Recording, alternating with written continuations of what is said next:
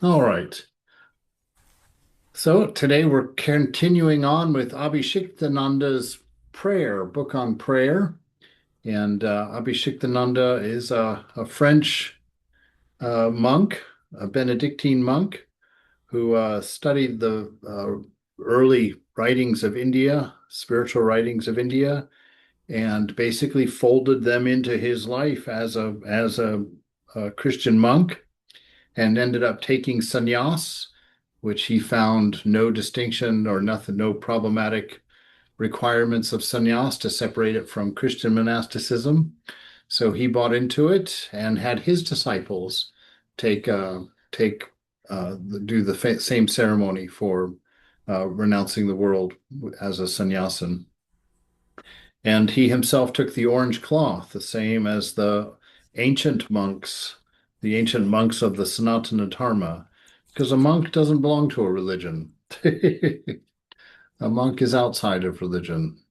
For a monk, it's God and God alone, and let people call it what they may. Right? It just goes forward. All right, so we're on page 30 at the three-star breakdown there at the bottom. And we're talking about a beautiful thing today, all the number of ways that God speaks with us or God interacts with us in this life.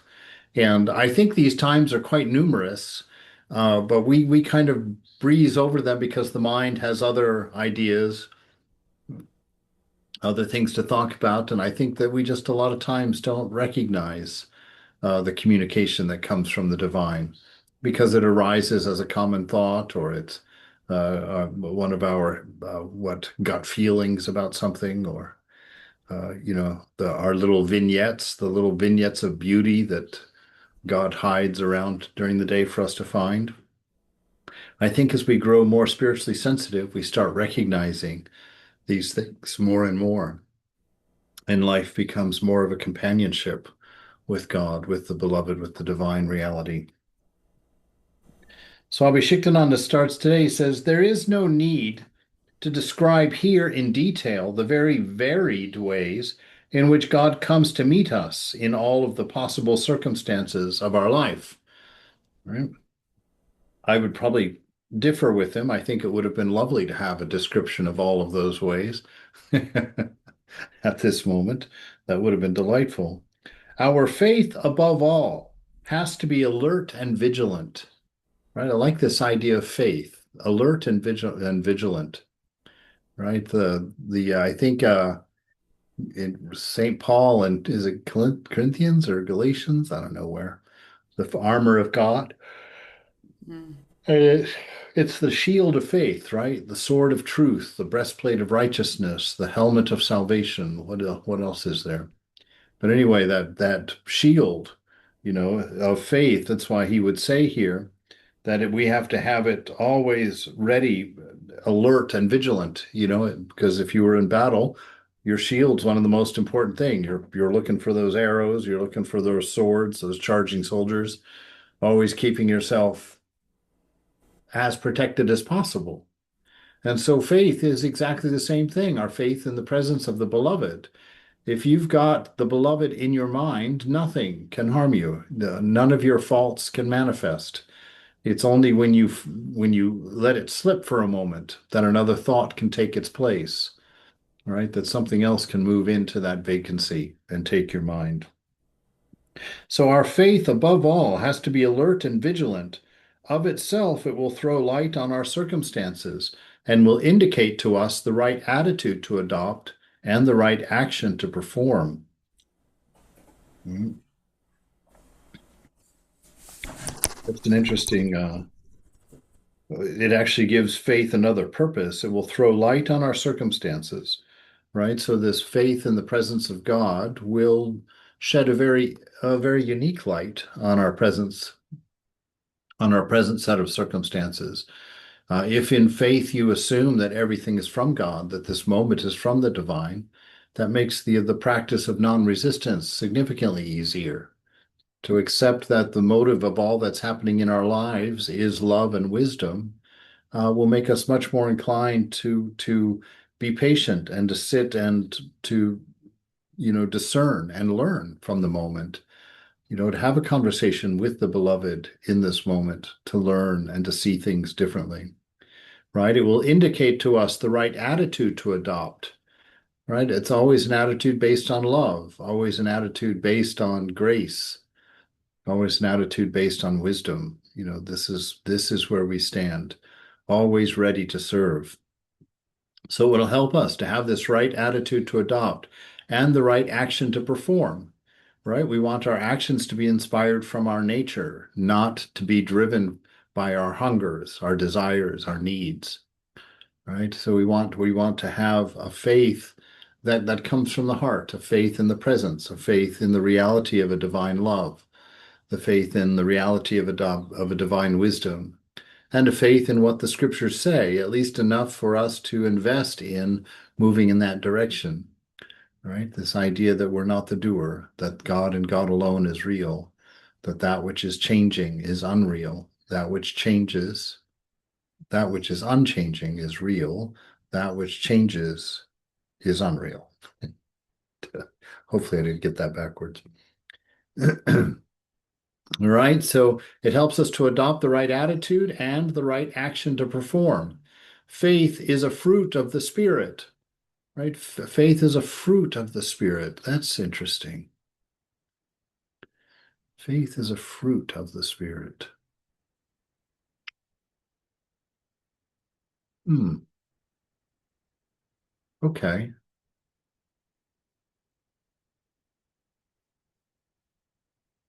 Let's tuck that one in our belt buckle and think about it for a minute. Faith is a fruit of the Spirit, as St. Paul reminded the churches of Galatia. And as he also said, where the Spirit of the Lord is, there is freedom. Freedom from all egoism, from all the mean desires and attachments which bind the heart and hinder it from allowing the Spirit to raise it up and carry it off to the height of God's heaven, where all things are judged by the standard of truth. And so wherever the Spirit of the Lord is, there is freedom, right? And the Spirit of the Lord is in every single one of us. It is our very divine self within.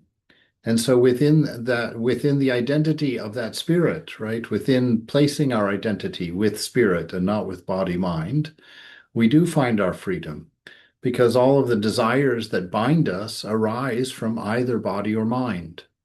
And so when we adopt that identity of spirit or that identity of silence, right, that identity of oneness within, if we adopt that identity and nurture that identity, that definitely leads us to the way of freedom. It diminishes our desires, and through renunciation, we finish off those that it doesn't kill off. Right? We kill it off with the decision, with the strength and conviction of what we've learned in our discernment. Right? So, freedom from all egoism, from all the mean desires and attachments which bind the heart, right? That we just basically have one attachment that causes us all of our troubles, and that is attachment to the body and attachment to the mind. And from those attachments come all the rest. By attaching to the body, you attach to anything that the body needs or desires. Attaching to the mind, you attach to all the things the mind desires, right, or requires. And so the mind and the body are tyrants, slave drivers, right? Constantly streaming to you all the things they need, starting with what you're going to have, well, what time you're going to, whether you're going to get out of bed or not in the morning. That's the first one, right? The body's like, nope. The mind's like, you better. The spirit's like, oh, just do what's right. Right? And so as we go through our day, the mind and the body constantly throwing our next assignment out.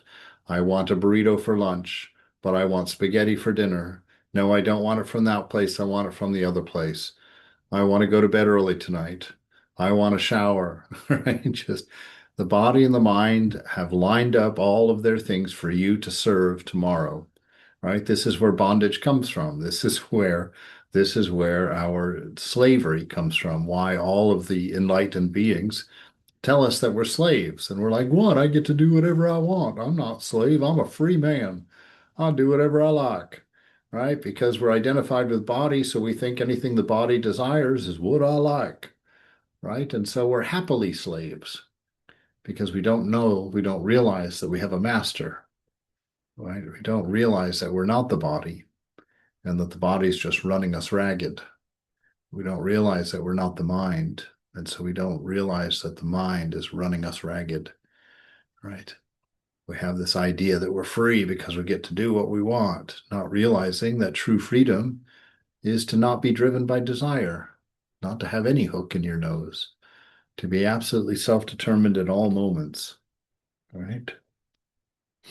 To be moved by inspiration alone, not by need or hunger or imbalance.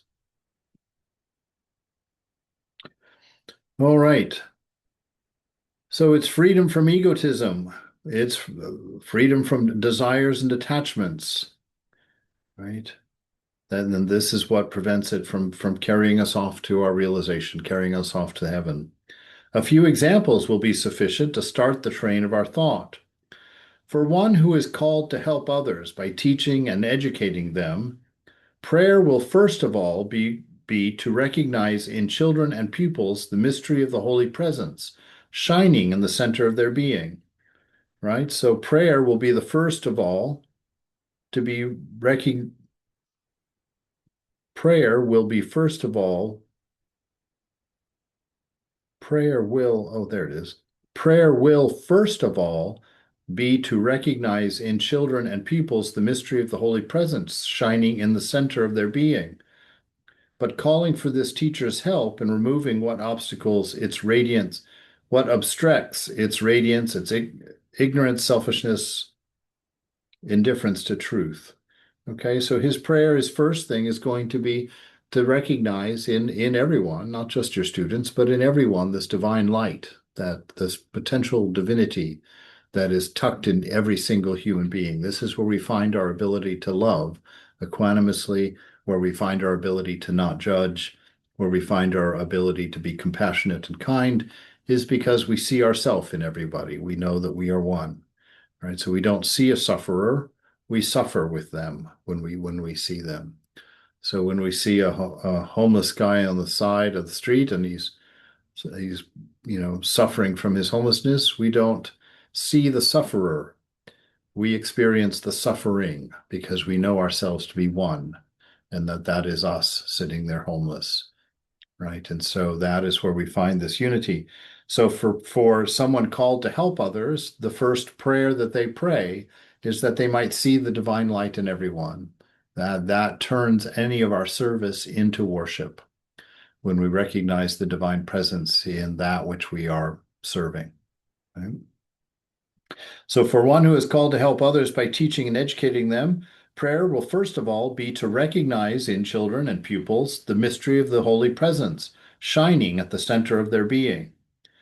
But calling for this teacher's help in removing what obstructs its radiance, namely ignorance, selfish instincts, and indifference to truth, right? Those are the three things he says obstructs the radiance of the light within us.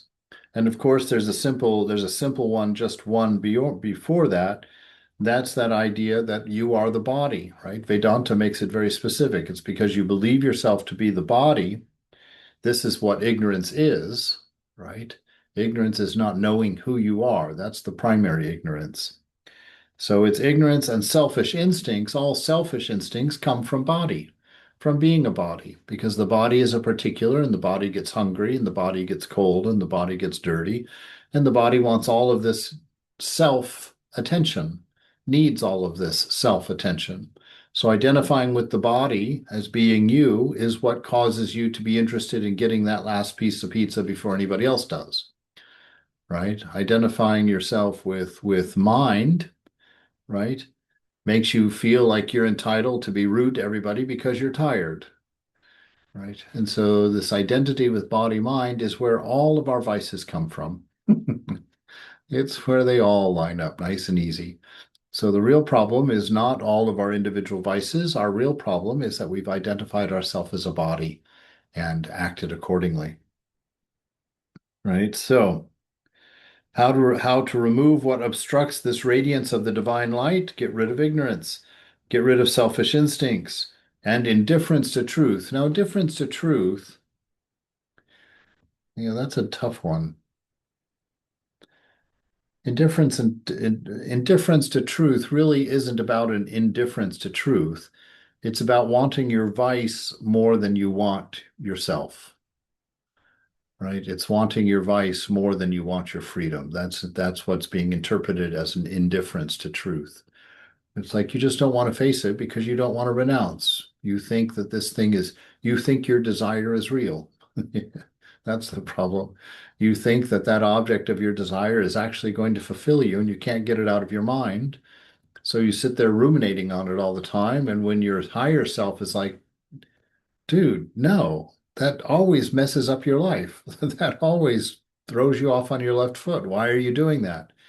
Right? And it's not that you're indifferent to it. You create an indifference because you're not indifferent to it. That's what causes you to get defensive toward that voice, is because you want this vice and you want that voice to shut up. Leave me alone. Right? Very rarely do we talk that directly to it, but we come up with obscuring ways to push that voice out of our head, right? To take ourselves out of the presence of God so that we can make room for the vice, which of course always just leaves you in a twisted mess because you can't get out of the companionship of God. You can't get rid of the presence. You can't get rid of you who's going to experience this vice. And you can't get away from the you who's going to remember it and hate the fact that it was indifferent to truth, you know? And that's what discernment is to bring in all of those voices at the moment that the mind is just playing back its favorite part of the vice, the actual acquisition of some pleasure or some power or some whatnot, whatever it is, right? That's what the mind will loop with to get you attached, to get you to pursue it, to trick you into coming after it, right?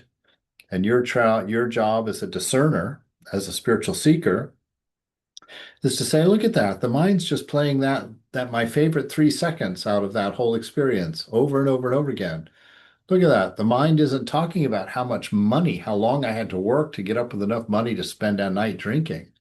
Look, the mind's not showing me, all the embarrassing things that happened to me at the bar after I didn't remember anything anymore, right? Oh, look, the mind's not showing me the morning after when I wake up at 11 o'clock and half of my only day off is finished and I feel horrible and I swore to myself I would never do this again. The mind doesn't play any of that. It just goes back and keeps looping that favorite, 10 seconds or favorite hour or favorite half hour, whatever it is, a very small subset. And this is why we have this urgency about becoming aware by observing your mind, because that kind of deceit is going on within us all the time. And until we learn to become aware of it, it's not going to loosen and go away, right? It has to be examined. It has to be put in the light of awareness. And then, like Prabhupada says, this Maya, your confusion about things, though the knots of that confusion will untie themselves in the light of awareness, right? So you don't even have to fix the vice. You just have to become aware of it. And you knowing who you are, that is enough for that vice to diminish over time, right? Simply knowing it has no power except what you give it. And so don't give it any power by fighting with it. Just observe it. See it as it is without any of the pretense. See it as it is. And just living your life like that, that will be enough. Because Satchitananda is a force. It's not just a neutral nothing. It is the light of God. And whatever it shines on reveals its truth. Right. And so this is how we go forward. We don't get caught up in trying to change our behaviors. We don't do that. We're not interested in that. We're interested in changing what causes all those behaviors, which is my attachment to body and my attachment to mind. And I just remind myself, I am Satchitananda. I have never been born. I have never died. I am free, right? In this moment, I am a child of the divine beloved. His prayer will also consist in helping his pupils to grow in their knowledge of created things, including all the natural and human sciences, to marvel at the works of God's hand, to adore and give thanks, and finally it will be to help them to grow in self-knowledge, to become awake to the deepest center of their consciousness, and to discover in themselves the privileged place where God himself is waiting for them, right? Of course, I would probably teach this before I taught them how to enjoy the creation. I'd be, actually, I would definitely want them to know who they are before they dare to enter out into the creation, right? So that's a dangerous place out there if you don't know who you are. You can be enticed into all kinds of wrong behaviors that aren't helpful to yourself. But this wonderful thing here, to discover in themselves the privileged place where God himself is awaiting them. Right? This is what we talk about, your divine center here. God is already there. Your realization is already there. It's already sitting. There's nothing to develop on it, nothing to do, nothing to achieve. It's sitting there. You just have to move your identity from ego self, the thought of yourself in the world of changing. Drop that sense of I into the heart in the same way you drop it into the dream at night. And when you drop that sense of self into the heart, you become spirit identified, and your life begins to produce the fruits of the Spirit: joy and love and kindness and compassion and endurance and faith and strength. All those fruits of the Spirit begin developing in you, right? Because you've returned to what you are. You've returned to your true nature. So you just have to drop that little unchanging sense of I, that only thing that's real in you, that little tiny sliver of I. You just have to drop it out of the ego, puke, and let it land in the heart. And when that sense of I comes from the heart, the fruits of the Spirit are born, your knowledge is born, and your realization is very close, imminent. Imminent. The real prayer of the professional doctor or nurse will not primarily be those brief petitions which they may perhaps mingle with their work. It will be the work itself, the actual service, tests and medical treatment, done for the sick, their efforts to restore in their bodies the strength needed for effective cooperation with the work of God, and at the same time to give them friendly support in making the best spiritual use of their present condition with patience and joy. Right? Okay, we're going to broaden his boundary here. There's no reason that this only belongs to nurses and doctors, right? This also belongs to that teacher of students, right? That we see everything that we do as an offering to the beloved. That's karma yoga, right? It's to do nothing for a purpose, to do nothing for a result. Do everything simply because it's in front of you to be done, and delight in doing it, right? Offer it to the Lord, whatever it is. That's why it is the how we live that is more important than what we do to live, to stay in there. So this idea, the work itself, what we do is our offering to God. It is our worship. Worship is not just sitting in front of a shrine and tossing flowers, right? Worship is to open your heart in the world. Worship is to open your awareness in the world and to see the suffering and to allow yourself to feel it, right? That's worship. To look at another person and allow yourself to feel them, allow yourself to be them, right? And to act naturally from that point forward, right? That's how we stop going for results. We start acting from our nature by seeing our oneness and acting in oneness. Oneness that's acting in oneness will always be helpful, will always be kind, will always be concerned, will always be wise, right? But when only one side of the equation is considered, me and mine, right? Even if I'm serving somebody, it becomes an act of ego. Look at how good I am. Look at how nice I am. Look at how I'm helping this person, right? And as we've mentioned in the past, if you have a thought of self and a thought of result in a transaction like that, eventually it's going to explode and go very, very bad. You'll serve that person, and pretty soon you'll start thinking that person doesn't appreciate me enough, right? And when you start one thinking they don't quite appreciate you enough, that other person, that person you're serving is going to start to feel like, God, this guy's just constantly lording himself over me, right? He's got all kinds of strings attached to whatever he's buying me or how I use it or what I do with it, right? So this egoism, you see, that's how we break it. We can either break it by killing it or break it by expanding it to include everybody, right? The two paths.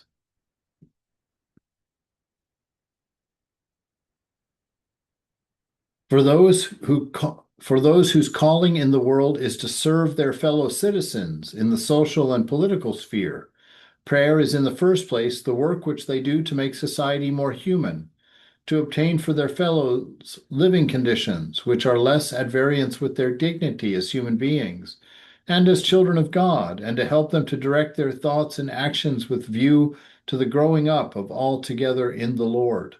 Okay, again, there's no reason for that boundary. This is a beautiful task for just the way we live, right? The first place, the work which they do is to make society more human. Yes, always. It's always available to us. Now, this is their job, so directly this is what they get to do. But we live our life this way because we, especially as householders, are responsible for society, right? It's the money of the householder that allows him to feed the hungry. It's the money of the householder, the work of the householder that allows him to, volunteer at the food places or whatever service they're doing, right? For the householder, they're allowed to make as much money as they want to make, but it's how they spend it which will be the thing that the divine is concerned about, right? If you make a lot of money, so you buy yourself two, three, four, five homes, and you leave many people without any home, right? And you get that sense of I deserve it, I earned it. Well, okay, fine. That's selfishness. That's selfishness, right? We just have to face it. And so what do we do with that extra money? Instead of just buying ourselves more of what we already have, that's a good measure when you know that it's time to stop spending on yourself when all you're doing is buying more of things that you've already bought because you've run out of things. You can't buy something new. You can only buy a bigger house to go with the littler house you have, buy another car to match the red one in the garage, right? To buy, right? More televisions. Let's get a television in every room, right? Let's get a computer everywhere. Let's put speakers throughout the whole house, right? When we start doubling and tripling up with our money, then it's time to wonder if you're being selfish. It's be like, gosh, there's a lot of people out there that don't have anything who work just as hard as I do. Probably many of them work harder than I do, right? But they just don't have the resources for investment that I have, right? And so you start thinking of others. You start having your actions become your prayer for their well-being. Prayer is the meeting of husband and wife in the whole life which they share in common, including the most intimate acts of their being together. Prayer is every kind of human meeting, whether temporary or prolonged, of parents and children, employers and workers, rich and poor, merchant and customer, civil servant and ordinary citizen, bus driver and passenger, and so on. Right? So prayer is the meeting of a husband and wife in the whole life in which they share in common. Right? So that's there. But then it goes on every kind of human relationship. Right? Your prayer is how you are in all of your interactions. To remember that all of your interactions are prayers. This is why we need to become fully aware of what we pray for. Right? When our pilgrim in the way of the pilgrim goes on his search for what St. Paul meant when he says pray without ceasing, right? Well, what is it to learn to pray without ceasing? It's to learn that you always are praying without ceasing, that every thought of your mind is a prayer, every action of your body is a prayer, right? And so we learn to live with that constant flow of awareness because that's how everything is accomplished, right? You pray for a house, so you go out and start building one. That building one is your prayer, right? I remember a young Indian guy I was working with, he was trying to prepare for his exam, and he had brought all this stuff he wanted to offer in the shrine to prepare for his exam. And I says, no, no, no, no, no. Scholarship is not worshipped in a temple. Scholarship is worshipped in a book. You sit down and you study for your exam. That's how you worship, uh, the goddess of knowledge, right? You sit there and you do your work. That's your worship of the goddess of knowledge, right? And so everything that you do, everything that you think, every movement of your mind or body is prayer. And you should become aware of that, right? Because that will change how you talk to yourself inside. When you realize that the way your mind addresses you is the way it addresses God, right? Because that's your true nature. So the mind addresses God. So we need to be sure that it's praying in the way that it should be praying in the presence of the beloved, right? So that's how we learn to treat ourselves kindly. How we learn to talk to ourselves kindly, how we learn to implement love on the inside. And that is what allows us to be authentically loving on the outside. Right? So prayer is the meeting of husband and wife in the whole of life which they share in common, including the most intimate acts of their being together. Prayer is every kind of human meeting. Right? Prayer is the smile, the friendly glance directed at someone else, maybe a stranger passed in the street or met on a journey, which tells him without saying a word that to me he is no stranger, but is recognized and loved as a brother. Right? So prayer is that. Again, he's breaking it down into all the details, but prayer is the way that you are to strangers, the way that you carry yourself through the day. Are you protected and aloof, walking above everybody? Are you cowering and angry and pushing through everybody? Right? Or are you calmly going where you need to go, thinking of everybody? Generously handing out compliments as you go, generously handing out prayers for well-being, nurturing a general fondness for the best regard of people around you, right? Approaching your day with an attitude of mutual welfare, just walking around looking at people. May your day be great. Wonderful smile. May you find what you're looking for. Just walking around thinking positive things, everyone we see, putting out a blessing, putting out a prayer, putting out a happy thought, whatever it is. So prayer is a smile, the friendly glance directed at someone else, maybe a stranger passed in the street. We let them know that they are not strangers, right? No one is a stranger, my child, right? Live in this world and learn how to make it your own. This is what he's talking about. Prayer is the act of faith which leaps up from the heart of Christians whenever their eyes meet the eyes of another, whenever their ears hear another's voice, or their bodies somehow come in contact. All such external contacts are actually related to the mystery of Christ's holy body, and when refined by faith, they cannot fail to catch something of the sacramental radiance of that body. In the plan of divine providence, they are intended to foster the inward contact and the mutual intimacy of our spirits, and to kindle in the depth of our hearts that love which is the very life of God, the Father, Son, and the Holy Spirit. Right? So just recognizing that this love that we have to offer inside is God Himself. Right? So if you want to go out and share God, it's not about getting them to come to a certain location on Sunday morning, right? It's serving them love. That's how you give someone God. You give them love. You care about them. You pray about them. You hope for their best. You work for their best. You're on their side, right? This is how we share God. It's called sharing love, being loving, right? Nothing to sell.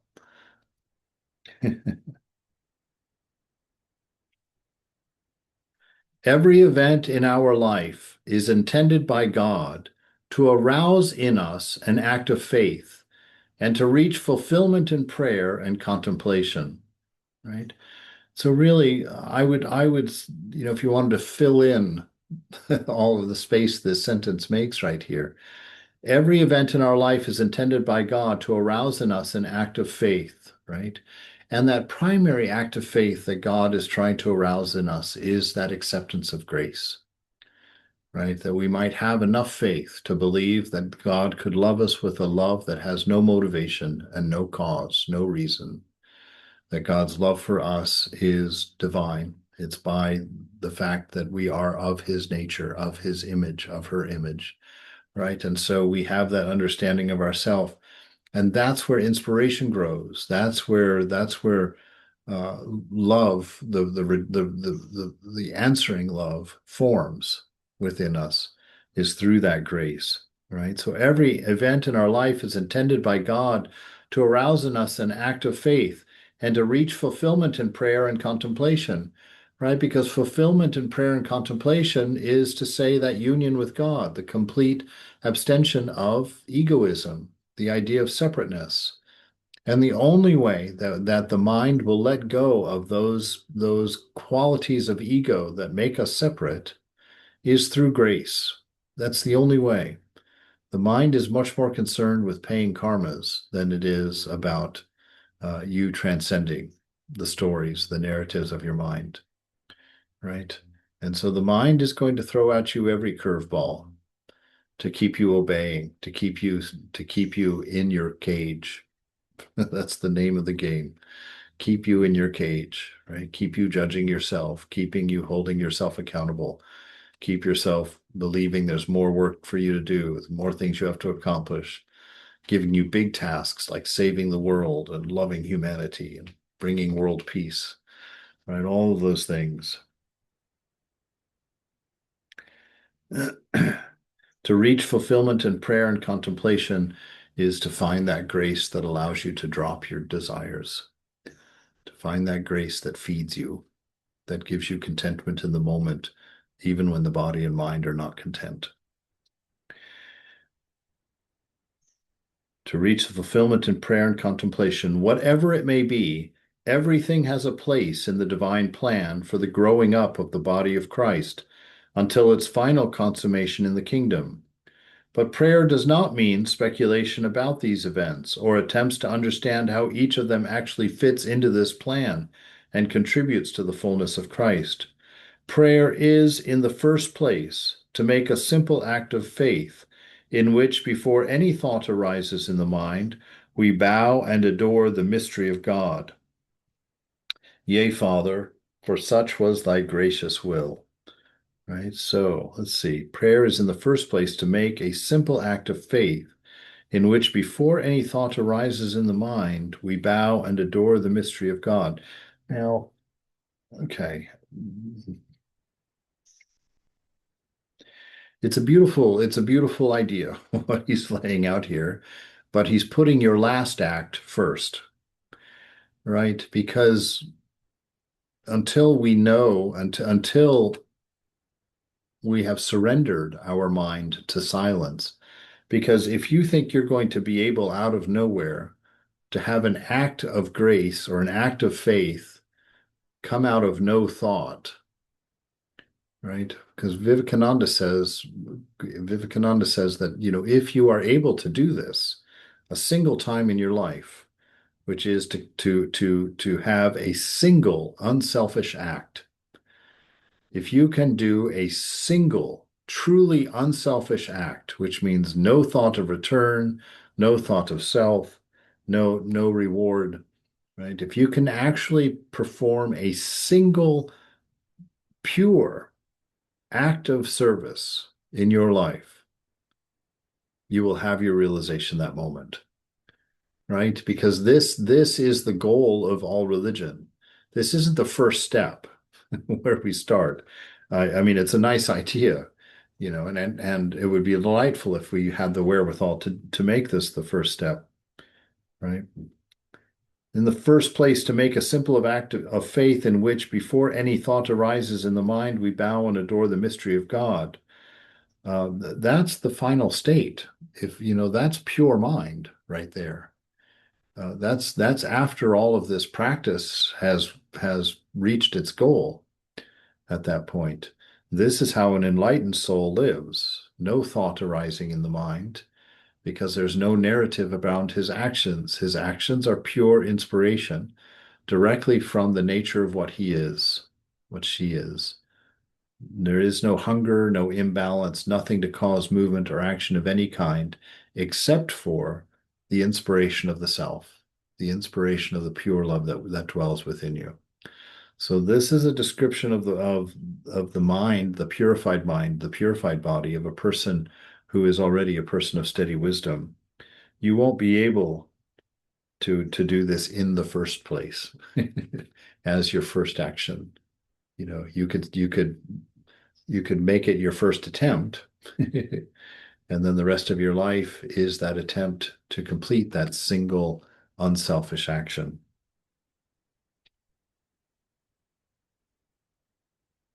As Jesus says in the same passage of St. Matthew, the kingdom of heaven is in fact often hidden from the wise and prudent of this world, and even from those who sincerely regard themselves as religious and spiritual. They are too rich to accept the gift of Himself, which God is constantly offering them through everything. They are too intelligent to be able to say, "Yes, Father," with the babes, and above all, to say it not with resignation, but with the pure and innocent joy of the simple-hearted, the same joy as filled the heart of Jesus in his continual discovery of the Father's good pleasure, right? So yes, I mean, we know, uh, we all know how hidden from view these things are, right? We all see how much the body is in the way, right? Because we're living for it. We're living for our pleasures, right? That's the whole reason we have to go to work every day, right? Somebody has to pay for the shelter, somebody has to pay for the food, somebody has to pay for the clothing, right? And pay we must. And so it's that curse of the garden. As soon as we stepped into the senses to identify ourselves, as soon as we go to the mind to determine what we need, right? That's the fruit of the knowledge of good and evil, right? That places us in body ID, body mind ID. And once we're identified with body mind, what's the curse of the garden? We'll have to till at the dust of the earth all the days of our life to fulfill our desires. Right? And so we activate the curse when we live by our senses, when we live by our mind. We activate the curse of the Garden of Eden, which is one, forgetfulness. We forget our divine nature. Two, we're thrown out of our paradise. We're no longer in a state of inner peace, inner calm. We're thrown out into the world to work incessantly for fulfilling the never-ending list of needs that the body and mind will present at every minute of every day. Right? And the only way back is to slay that cherubim with the flaming sword of desire, protecting the gate back into the heart, back into the Eden. Right? He's got that sword of desire to keep you busy, from keep you looking out there, keep you running into your senses. But to diminish that desire and enter back into Eden, which is the kingdom of heaven within you. Enter back into Eden, then you can eat of the tree of immortality, the second tree of the garden. But God will not let you eat of the tree of immortality until you have conquered your desire. Why? Because He's gracious. He doesn't want the curse to become immortal. If He allows you back into the garden without having vanquished your desires, then you will eternally be in a state of desire. And that would be hell. Right? That would be hell. For one who has faith, everything comes from the Father and everything leads to the Father. That is knowing the nature of this universe. Health, sickness, wealth, poverty, success, failure, all alike are expressions of the good pleasure of God. After all, was God showing less love to Jesus, his dear son, when he allowed him to be condemned by Caiaphas and Pilate, and scourged and crucified by the Roman soldiers, than when he entrusted him as a child to Mary's loving care? Right? This is that. Just another way of saying don't assume too much. When it comes to the divine beloved, we cannot possibly know all of the variables necessary to make a judgment. So don't. Understand that the nature of God is love, and all things come from God. So all things are motivated by love.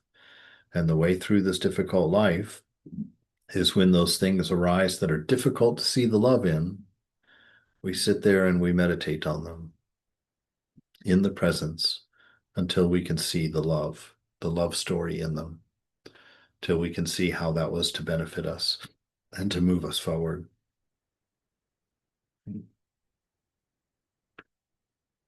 All right, when we raise our eyes to the sky and contemplate the sun and the stars, we are surely praying in truth. If this act is enlivened by faith and enables us to discover the presence and love of God in them, right, or see them all as evidence of the presence and love of God. For it was indeed their slow evolution throughout cosmic ages that prepared the earth to be the cradle of humankind and the place chosen by God for the incarnation of his Son. It is thanks to the light and the heat of the sun that life on earth is possible for the children of the Heavenly Father, and it was possible also for Jesus, his firstborn, whose divine glance has forever blessed the Son. Right? So this is just ways. Oh, here's interesting. He's got a footnote here. The firstborn whose divine glance has forever blessed the Son. There's a footnote here. It says, Vedic prayers are often addressed to the sun, or more precisely to the mystery of light, of life, of order and universal energy, of which this heavenly body is an incomparable symbol. And this is from the Rig and the Sama, and the Rig Veda, the Sama Veda, and the Isha Upanishad. From the Rig Veda, Om, the glory of Savitri, the supreme object of our desire, we meditate on his divine mystery. May he inspire all of our thoughts, right? And then from the Samaveda, that morning light which we see proceeding from the primal seed, which shines beyond the firmament, which pierces the darkness. By contemplating this most high light, we attain to the light supreme.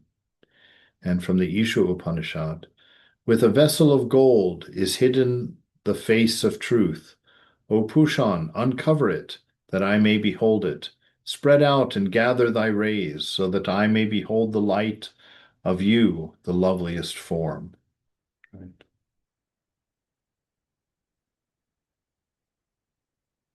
All right. I think we'll stop there for the day. And